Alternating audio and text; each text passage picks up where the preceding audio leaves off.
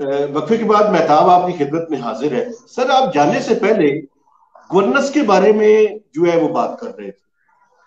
تو سر مجھے یہ بتائیں، جب ان کی حکومت نہیں آئی تھی، یہ 22 سال سے جدوجہد کر رہے ہیں، تو کیا ان کو گورننس کا کوئی اندازہ نہیں تھا کہ پاکستان میں گورننس کا سٹرکچر اس طرح کا ہے اور انہوں نے چیزوں کو بہتری کی طرف لے کے جانا ہے؟ مثلا میں آپ کو ایک مثال دیتا ہوں سر. اگر آپ دیکھیں بنیادی جو میں اسلام آباد میں بیٹھ کے یہ فرق محسوس کرتا ہوں، ان کے جو پرنسپل سیکرٹری صاحب ہیں،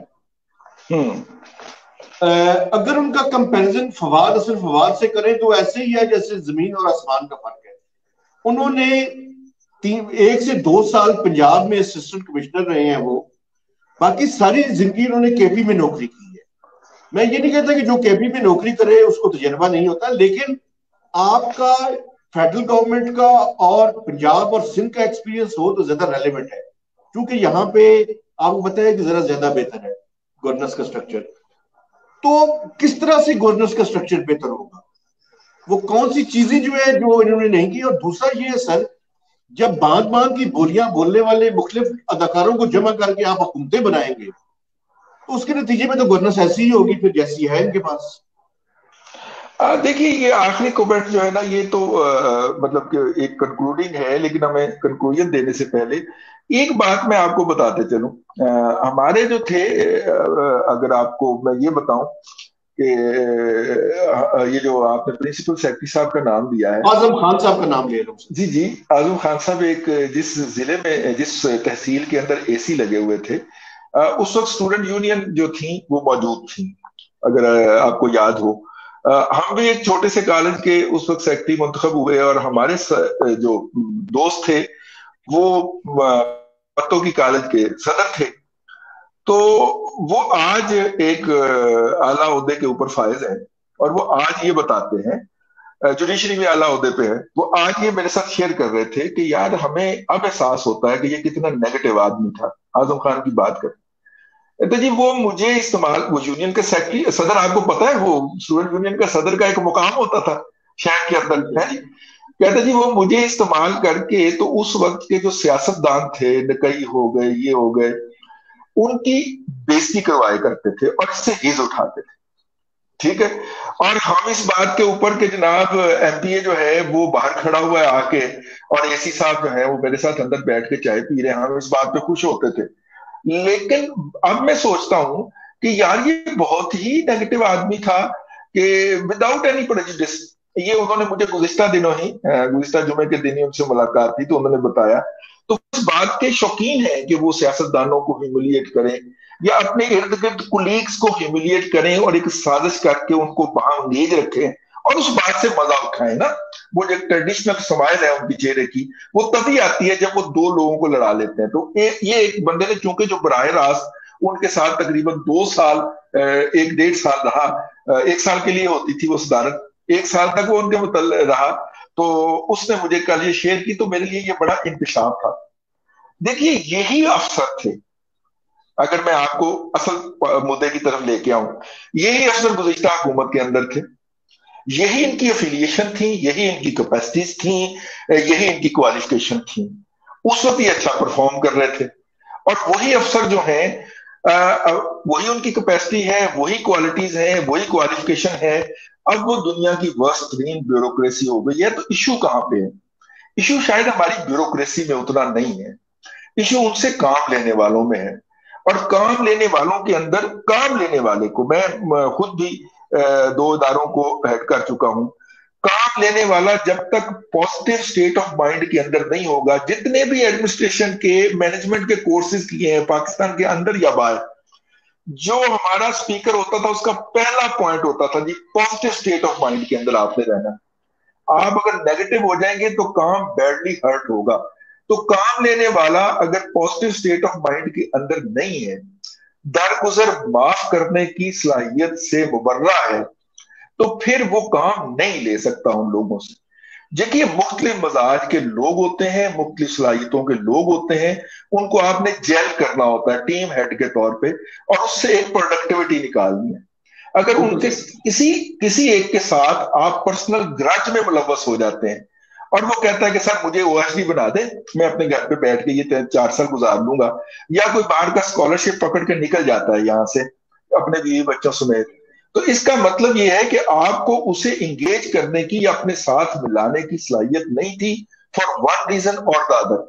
تو اس کے کلپریٹ ٹیم ہیڈ ہوگا, وہ ٹیم نہیں ہوگی. یا تو اس ٹیم کو آزمایا نہ گیا ہو نا, فیڈرل کی پنجاب کی بیوروکریسی کو ہم آزما چکے ہیں اور 5 سال میں ان کو پرفارم کرتا ہوا بھی دیکھ چکے ہیں. دوسری بات, گرج کا لیول یہاں تک لے گئے کہ ایسے بیوروکریٹ جنہوں نے گزشتہ ایرا کے اندر پرفارم کیا تھا ان کو عبرت کا نشان بنانے کے اوپر تل جائیں آپ. تو پھر جو اس کی ٹیم ہوگی جنہوں نے اس وقت بھی اس کو اسسٹ کیا ہوگا, وہ سوچیں گے یار کہ ایک تو کام کریں اور دوسرا ہیوملیٹ ہوں, ہمارے خلاف جو ہے میڈیا کمپین لانچ کی جائے, ہمارے بیوی بچوں کو, ماں باپ کو, رشتہ داروں تک کو نہ بخشا جائے. تو یہ ایک عجیب سی جسے پنجابی میں کہتا ہے کڑماس بات ہے. اور اس کڑماس کے نتیجے کے اندر اب آپ کو یہ پوری صورتحال نظر آ رہی ہے. پازیٹیو مائنڈ سیٹ کے ساتھ لوگ آ جائیں اور اعظم خان جیسے لوگوں سے نجات مل جائے اگر وزیر اعظم ہاؤس کو, تو چیزیں اب بھی بہتر طریقے سے چلائی جا سکتی ہیں. اور ون تھنگ میں پوری کلیم کے ساتھ کہہ کے جا رہا ہوں, اگلی حکومت آئے گی وہ اسی بیوروکریسی سے ملک اور یہ معاشرہ اور اس کے ادارے آپ کو چلا کے دکھائے گی اور آپ کو یہ باور کرائے گی کہ مسئلہ بیوروکریسی کا نہیں تھا, مسئلہ 1 یا 2 اشخاص کی اپنی ذاتی اناؤں کا تھا اور ہے. اچھا سر, ایک پولیٹیکل سوال پنجاب کے حوالے سے. یہ پنجاب میں ابھی جس شہر میں رہتا ہوں سر, وہ عذاب بھگت کے میں آیا ہوں. کوئی جو 5 منٹ کی ڈرائیو ہے میری, وہ کم از کم پونے گھنٹے لگتا ہے مجھے صرف 5 سے 10 کلومیٹر طے کرنے کے. تو یہ جو بزدار کا عذاب ہم پنجاب پہ نافذ ہے, کوئی چانسز ہے کہ پنجاب میں کوئی تبدیلی آئے؟ آج سنا ہے کہ چودھری نثار علی خان صاحب بھی حلف اٹھانے کی کوشش کر رہے ہیں, تو کوئی اس طرح کی کوئی چانسز ہے کہ کوئی تبدیلی آ سکے سر؟ دیکھیے, بزدار صاحب کو ہم نے سینڈ بیگ بنایا ہوا ہے. بزدار صاحب جو ہیں وہ بیچارے سانس لینے کے لیے بھی SMS کرتے ہیں پرائم منسٹر کو اور ان کی اجازت سے وہ سانس لیتے ہیں. وہ واش روم بھی نہیں جاتے بیچارے ان کی اجازت کے بغیر. تو بزدار از نتھنگ, وہ تو ایک کورڈ بنایا ہوا ہے. Punjab is being run by جناب پرائم منسٹر عمران خان صاحب ہمسیلف. جب حالات پنجاب میں زیادہ ہوتے ہیں تو وہ ایسے آتے ہیں اور آ کے پھر یہاں پہ 2-4 میٹنگیں کر کے واپس چلے جاتے ہیں اور ان کا خیال ہوتا ہے کہ میں حالات کو سیٹ کر رہا ہوں, ڈیفیوز. لیکن وہ for the time being situation diffuse ہوتی ہے. دیکھیے 12 کروڑ لوگوں کا ملک ہے, GDP کے اندر اس کا حصہ 50% سے زیادہ ہے وفاق کے GDP کے اندر. آپ اس کو اس طرح چلانے کی کوشش کریں گے, نہیں چلا پائیں گے. یہ خاک سار پہلے دن سے یہ عرض کر رہا ہے کہ بزدار جو یہاں پہ آپ 200 بزدار بھی لا کے کھڑے کر دیں وہ نہیں کر پائیں گے. آپ دیکھیے شروع میں بزدار صاحب نے جو فیصلہ سازی کی یا ان سے کروائی گئی, اس کے نتیجے کے اندر چینی کا کرائسس سب سے پہلے آیا, پھر گندم کا کرائسس آیا, آٹے کا کرائسس آیا. یہ تو پنجاب سے جنریٹ ہوئے نا. ریزن کیا تھی کہ موصوف جو تھے وہ ریموٹلی کنٹرول ہو رہے تھے. اب جب اب نیب نے ان کا نوٹس جاری کیا ہوا ہے پنڈی کے اندر, اور وہ جب پیش ہوں گے تو یہ بھی خبریں ہیں کہ دوسری یا تیسری پیشی کے اوپر شاید ان کو بٹھا لیا جائے وہاں پہ. لیکن اس سے پہلے prime minister Punjab is not run by Buzdar بھائی, اس کے اوپر تنقید مت کریں. Punjab is being run by Imran Khan himself directly. اور یہ جو ڈیزاسٹر ہے یہ آپ کو عمران خان صاحب کے کو اس کا کریڈٹ یا ڈسکریڈٹ دینا چاہیے. ایک بات. دوسری بات ہے کہ آپ نے بھی کہا کہ آپ 10 کلومیٹر پونے گھنٹے میں آئے ہیں. بھائی جان ابھی سکول نہیں کھلے, ابھی یونیورسٹیاں نہیں کھلی, ابھی کالجز بند ہیں. جب یہ کھلیں گے اور ان آرٹس کے اندر ان کی چھٹیاں ہوا کریں گی تو آپ اندازہ فرما سکتے ہیں کہ ہم کس لیول پہ ہوں گے. اس لیے ہم ایک ٹائم بم لے کے اٹھائے ہوئے اور ایک دیوار کی طرف بڑھ رہے ہیں. ایک ہم نے بارودی سرنگ اٹھائی ہوئی ہے اور ہم دیوار کی طرف بڑھ رہے ہیں. اگر دیوار تک پہنچنے سے پہلے نہ پھٹی تو دیوار کے ساتھ ٹکرا کے تو ضرور پھٹ جائے گی. بالکل صحیح ہے سر. سر یہ جو چودھری نثار علی خان صاحب حلف لے رہے ہیں اس کے بارے میں کیا رائے ہے آپ؟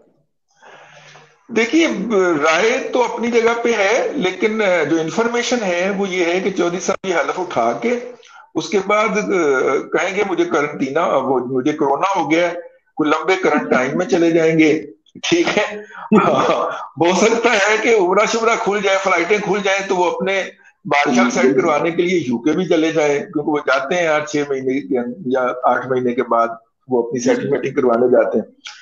اور بنیادی طور پہ یہ ہے کہ نثار علی خان صاحب اپنی جو سیاسی میراث ہے وہ اگلی نسل کو منتقل کرنے کے بارے میں سوچ رہے ہیں، بلکہ سوچ لیا ہے، انہوں نے پلان کر لیا ہے. اور ان کا حلف اٹھانے کا مطلب بھی یہی تھا کہ وہ اپنے برخوردار جو ہیں ان کو سیاست میں ان کریں اور یوں وہ اپنی سیاسی میراث جو ہے وہ آگے منتقل کریں. پنجاب کے اندر کسی تبدیلی سے شاید ان کا تعلق نہیں ہے. پنجاب کے اندر انہوں نے ہی تبدیلی لانی ہے جنہوں نے پنجاب کے اوپر عمران خان صاحب کو مسلط کیا ہے، کیونکہ ان کی پارٹی جو تھی وہ میجورٹی پارٹی نہیں تھی ایوان کے اندر. تو منورٹی کے اور آزاد ممبران کو گھیر کے آپ کا اشارہ ملٹری اسٹیبلشمنٹ کی طرف ہے. جان کی امان پاؤں تو یہی ہے. اچھا سر، میں اب تھوڑی سی 2-3 سوال جرنلزم کے بارے میں کرنی ہے. یہ بتائیں سر، آپ نے تو پریکٹیکلی اس ساری امبیرسمنٹ کا اور اس ساری یعنی ٹارچر کو خود فیس کیا ہے سر. مجھے یہ بتائیں سر، ہم جیسے جرنلسٹ اپنے آپ کو سیلف سنسرشپ سے کیسے بچائیں؟ دیکھیے بات یہ ہے کہ ہم دنیا بھر کے اندر ابسولوٹ انڈیپینڈنس تو کوئی نہیں. ٹھیک ہے سر، یہ بات میں دنیا کے کسی ملک میں بھی ابسولوٹ انڈیپینڈنس کوئی نہیں ہے، لیکن دنیا کے اندر ریڈ لائنز جو ہوتی ہیں جرنلزم کی وہ بڑی واضح ہوتی ہیں کہ اس ایشو پہ آپ یہ ریڈ لائن کراس نہیں کر سکتے، یہ ریڈ لائن کراس نہیں کر سکتے، اور یہ جو جگہ ہے اس کے اندر رہ کے آپ نے بات کرنی ہے. اور میں کہا کرتا ہوں کہ وہ جرنلسٹ ہی کیا جسے بات کرنے کی مہارت نہ ہو، جسے اپنی بات اپنے سامنے اپنے ناظر تک پہنچانے کی اور اپنے ریڈر تک پہنچانے کا ہنر نہ آتا ہو، وہ جرنلسٹ کہے گا بھائی. پھر تو وہ عام لوگوں کی طرح ہو گیا نا، کوئی بھی لاگر ہو گیا. ٹھیک ہے، اگر وہ بٹوین دی لائن اپنی بات نہ پہنچا سکے تو یہ کیا بات ہوئی. اب واپس آ جاتے ہیں اس موضوع کے اوپر. یہ جو ہمارے پاس چیز ہے، ہم اس وقت کس مسئلے کا شکار ہیں؟ پاکستان میں اس وقت کیا مسئلہ ہے؟ پاکستان میں مسئلہ یہ ہے کہ every 1 hour after every 1 hour ہم ریڈ لائن تبدیل کر دیتے ہیں، جو ہماری اسٹیبلشمنٹ جو ہے وہ ریڈ لائنز بدل دیتی ہے. پرسوں تک جو تھا وہ حکم تھا کہ جناب ترین صاحب کو اٹھا کے رکھنا ہے. ٹھیک ہے، مطلب ترین صاحب میڈیا کو یہ آرڈر تھے، اور کل جو تھا وہ آرڈر آ گیا کہ نہیں، آپ نے اب ان کو ذرا نیچے گرا دیں، اس ایشو کو ہم ڈسکس نہیں کروانا چاہ رہے.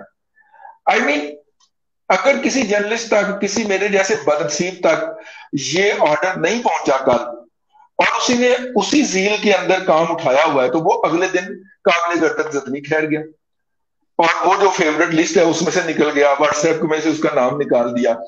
تو یہ جو ہمارے اس وقت مسئلہ کیا ہے صحافت کا، کہ ہماری ریڈ لائن جو ہے ود ایوری آر جو ہے وہ چینج ہوتی ہے، بیکاز ریڈ لائن جو لگانے والے ہیں وہ ناٹ پروفیشنل لوگ ہیں. ان کی ویوز جو ہیں ورلڈ ویو بہت مایوپک ہے، بہت محدود ٹرینڈ بنا رہے ہیں کہ جناب بڑا اچھے کمنٹس دیے ہیں شاہ محمود قریشی صاحب نے اینٹی سیمیٹک کے حوالے سے.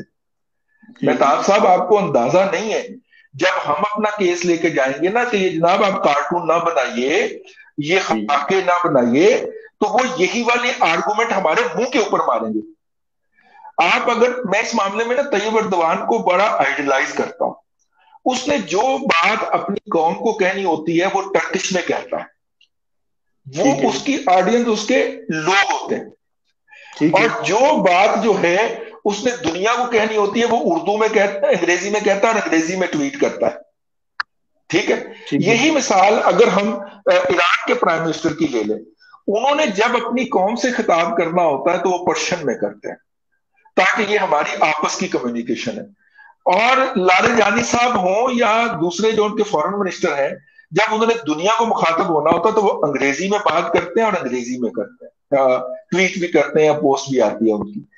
اصل میں ہم یہ بات ڈفرینشیٹ جو پاکستان کے اندر میڈیا کو اس وقت کنٹرول کر رہے ہیں، میری ان سے دست بستہ عرض ہے، پہلے بھی جو ہے جب لے کے گئے تھے تب بھی یہی عرض کی تھی، وہاں پہ ان کی ڈیٹینشن میں بیٹھ کے بھی یہی عرض کی تھی کہ حضور آپ کا یہ کام نہیں ہے کہ آپ جو ہے کمیونیکیشن کے ابلاغ کے ماسن کو کنٹرول کر سکیں، آپ کو اس کی بیسکس نہیں آتی، آپ کو اس کو اے بی سی نہیں آتی، ٹھیک ہے؟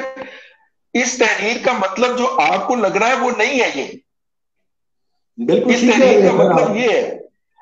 اب اگر میں ایک منٹ آخری بات، اور یہ میں بات بڑی شرح صدر کے ساتھ کرنے لگا ہوں، بنیادی طور پہ مہتاب صاحب ہوتا کیا تھا؟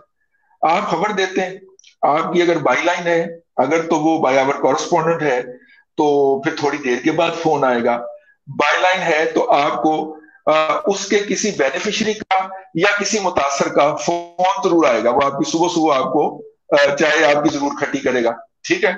اور یا تو وہ یہ کہے گا کہ جناب مہتاب صاحب آج پھٹے چوک دیتے ہیں تسی ہیں، یا کہے گا کہ یار آپ نے کیا کر دیا یار، یہ دیکھیں آپ نے، ٹھیک ہے جی؟ بالکل ایسے ہی ہے۔ وہ ہے میڈیا کنزیومر اور ہم ہیں میڈیا آمد۔ اب اس کو نہیں پتا کہ مہتاب حیدر کی یہ خبر جو ہے یہ کن مراحل سے گزر کے اس تک پہنچی ہے۔ مہتاب صاحب نے خبر فائل کی، سب ایڈیٹر نے اس کی کاپی کٹ سیدھا پدرا کیا، پھر سی این ای کے پاس گئی، اس نے پلیسمنٹ طے کی اور اس میں سے ایک دو پوائنٹ بھی نکالے۔ بعض کا یہ بھی ہو جاتا ہے کہ وہ کہتا ہے یار خبر جو ہے یہ تو 9ویں پیرے کے اندر آپ نے لکھی ہوئی ہے، یہاں سے کیوں نہیں انٹرو نکالتے، یہ خبر زیادہ لیتل ہو جائے گی۔ وہ آپ کو انٹرو دوبارہ لکھ کے دینا پڑ گیا۔ سر مطلب کہ یہ میں چونکہ ان سارے مراحل سے گزر چکا اس لیے بات کر رہا ہوں۔ اب کیا ہوا کہ وہ جو میڈیا صارف تھا نا، وہ آ کے میڈیا مینیجر بن کے بیٹھ گیا۔ ایسے ہی ہے۔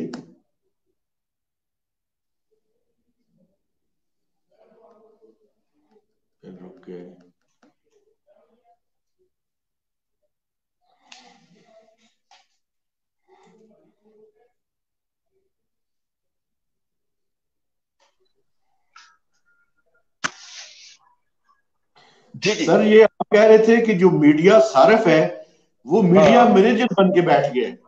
جی جی، اس کی جو پوری ٹریننگ ہے نا جی زندگی کی، وہ میڈیا صارف کے طور پہ تھی۔ کوئی اخبار چیک چھپ گیا، ٹھیک ہے، وہ لوگوں کو یہ کہہ کے بتایا کرتا تھا کہ آج دیکھا آپ نے نیوز کی سٹوری۔ اب وہ یہ فیصلہ کرنے کے لیے بٹھا دیا گیا ہے کہ جناب اخبار میں کل کیا چھپے گا۔ سر یہ ڈیزاسٹر ہوا ہے، یہ ڈیزاسٹر ہے۔ جب تک ہم اس شخص کو جو میڈیا صارف ہے، جس کو میڈیا کی ابلاغ کی اے بی سی کا نہیں پتا، اس کو ہم میڈیا مینیجر کے عہدے سے نہیں اٹھائیں گے، اس وقت تک ہمارے میڈیا کے مسائل حل نہیں ہوں گے۔ اگرچہ آپ کو اور مجھے ایک آخری بات، اگرچہ آپ کو اور مجھے ایک وے آؤٹ مل گیا ہے جس پہ آج آپ اور میں بیٹھ کے بات کر رہے ہیں کہ چلیے ہم اگر وہاں پہ ایک غلط مینیجر کی وجہ سے یہ بات نہیں کہہ پا رہے تو ہم درست بات تو کہہ کے جائیں نا، یہاں سے اپنے زمین کا بوجھ تو ہلکا کریں، ہے تو ہم نے یہ ڈھونڈ لیا۔ لیکن سر وہ جو وہاں پہ بیٹھا ہے نا ریڈر، لسنر، ویور، اس کا حق مانا گیا۔ وہ پرانے والا مہتاب حیدر ڈھونڈتا پھر رہا ہے کہ جناب مہتاب حیدر جو تھا وہ کہاں گیا یار، یہ خبر ان کی جو ہوتی ہے اس میں سے اصل حقائق مجھے تیسرے دن پتا چلتے ہیں اور وہ انہوں نے نہیں دیے ہوتے۔ یہ تو ہو نہیں سکتا کہ مہتاب کو حقائق کا نہ پتا ہو، لیکن اس کا مطلب یہ ہے کہ وہ حقائق کسی ون ریزن اور ادر ریزن سے وہ پہلے ہی اڑا دیے گئے ان کی خبر میں سے، ٹھیک ہے؟ ہمیں خبر پڑھتے ہوئے جب جمپ لگتا ہے، آپ کی خبر پڑھتے ہوئے جمپ لگتا ہے تو مجھے سمجھ آ جاتی ہے کہ یہاں پہ پورے کا پورا پیرا ہی اڑا دیا گیا ہے، ٹھیک ہے، خبر کا۔ اور خبر کی کنٹینیوٹی ہوتی ہے نا جی، وہ ڈسٹرب ہوتی ہے تو ہمیں پتہ چل جاتا ہے کہ یار یہاں پہ یا دو فکرے اڑائے گئے ہیں یا کوئی پیرا اڑایا گیا ہے۔ تو اب تو ایڈیٹر بھی ایسے آ گئے ہیں کہ وہ کہتے ہیں کہ تھلے کنی جگہ ہے، وہ کہنا سر دو پیرے مارتے ہیں، کہتے چھڑا مارے دو پیرے پہ اڑانا جی، وہ پتہ چلے خبر دو پیروں کے اندر تھی۔ ہم ہیڈ لائن پڑھنے کے بعد پوری خبر پڑھ گئے، ہیڈ لائن والا حصہ تھا ہی نہیں اس کے اندر، ہیڈ لائن کہاں سے نکالی ہے؟ وہ پتہ چلا نیچے میں سے اس نے چھڑا مار دیا تھا، وہ تین پیرے ان میں اڑ گئے جہاں سے ہیڈ لائن نکلی تھی۔ تو یہ اس وقت ایشو یہ ہے کہ میڈیا صارف کو میڈیا مینیجر کی پوزیشن سے اٹھا کے اسے دوبارہ میڈیا صارف بنایا جائے، ہمارا میڈیا کا مسئلہ حل ہو جائے۔ اچھا سر، ایک اور جو ہمارا انٹرنل پرابلم ہے سر، وہ یہ ہے کہ ہمارے اندر بھی پولرائزیشن ہے سر۔ پولرائزیشن سے مراد یہ ہے میری، آپ یہ دیکھیں نا کہ کچھ میڈیا پرسنز بھی جو ہرکاروں کا رول پلے کر رہے ہیں وہ بھی سر ہمارے اوپر ایک پورا آپ سٹنٹ نہیں سمجھتے. بس ان کو دیکھ کے تو مجھے خود بھی شرم آنی شروع ہوئی تھی. یہ کیا ان سے چل رہا تھا میں یار جو یہ کر رہے ہیں. مطلب شاہ سے زیادہ شاہ کی وفادار ہے. شاہ سے زیادہ جتنے میرے خیال میں ان کی ریکوائرمنٹ نہیں ہے تھوڑے سے آگے بڑھ گئے ہیں اس سے. ان کا کیا حال ہے سر؟ ایک تو یہ ہے کہ کریڈبلٹی وہ لوز کر دیں گے لیکن بہت اپنے لوگوں کو دھوکہ دینے کے بعد. بالکل ٹھیک ہے. اور شاید وہ ان کی کریڈیبلٹی کا ڈکلائن شروع ہو گیا. میں آپ کو اپنے صحافت کے ابتدائی دنوں کی بات بتاتا ہوں. لیٹ 80s کی بات ہے. میں اس وقت نیا نیا ہائی کورٹ کرنا شروع ہوا تھا. ہائی کورٹ کی رپورٹنگ میں تو ایک شخص جو تھا وہ بڑے لجائے ہوئے اور اس انداز میں کہہ رہا تھا کہ یار وہ آج مجھے خبریں دے دیں. ٹھیک ہے. تو میں نے کہا کہ آپ نے تو کل بھی مانگی تھی. تو کہنے لگا کہ آپ نے تو نہیں دی تھی. میں نے کہا میں نے آپ کو بتایا تھا کہ یہ آپ میرے سے لے لیں. انہوں نے کہا نہیں لکھی ہوئی خبر دے دیں. اب میں آپ کو لیٹ 80s کی بات بتا. تو میں نے کہا اس وقت وہ فوٹو کاپی بھی ذرا وہ ہوتی تھی. میں نے کہا یار نہیں میرے پاس نوٹس ہیں آپ نوٹس شیئر کر لیں. وہ ساتھ چلے گئے. تو میں نے اپنے دوست سینئر تھے فوت ہو گئے اللہ بخشے ان کو. میں نے کہا کہ یہ بندہ ایسے کیوں کرتا ہے؟ اگر اس کو کام نہیں آتا تو یہ اور کوئی کام کر لے. تو انہوں نے کہا کہ نہیں یہ ان کا کام اور ہے. یہ کیپ دا چینج والے لوگ ہیں. ٹھیک ہے. میں نے کہا مجھے وضاحت فرمائیں اس کی کیپ دا چینج کیا ہے. تو وہ ہمارے مرحوم سینئر نے کہا کہ یہ بنیادی طور پہ یہ آپ کی خبر لے کے کہیں پہ پہنچانے جاتے ہیں اور جن صاحب کو یا جن افسر کو یہ خبر دیتے ہیں وہ صاحب یا افسر ان کو اس وقت سب سے بڑا نوٹ جو تھا وہ 500 کا ہوتا تھا. تو 500 روپیہ دے کے کہتے ہیں کہ اچھا اس کو فوٹو کاپی کروا لائیں. حالانکہ دفتر کے اندر بھی فوٹو کاپیئر موجود ہیں اور ایک سے زائد موجود ہیں. وہ باہر سے فوٹو کاپی کروا کے لاتے ہیں تو ان کے کہتے ہیں کہ کیپ دا چینج. وہ فوٹو کاپی 10 روپے میں ہو جاتی ہوگی 20 روپے میں. تو وہ باقی پیسے ان کو رکھنے کے لیے مل جاتے ہیں. یہ کیپ دا چینج والے جرنلسٹ ہیں.